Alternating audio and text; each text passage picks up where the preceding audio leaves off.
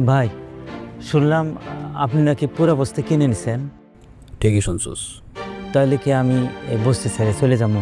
না, আমি আর আমার মা চলে যেতেছি। আমরা এখন থেকে গুলশানে থাকবো। তুই আগের মতো এই বস্তিতে থাকবি, বস্তির ভাড়া তুলবি। ঠিক আছে।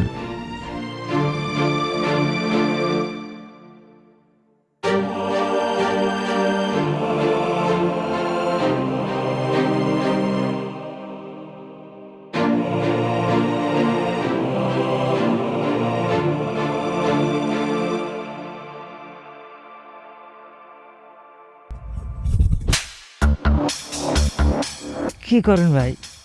মন চাইছে তাই দিলাম। কোনো সমস্যা নাই, মনে চাইলে আরেকটা দেন।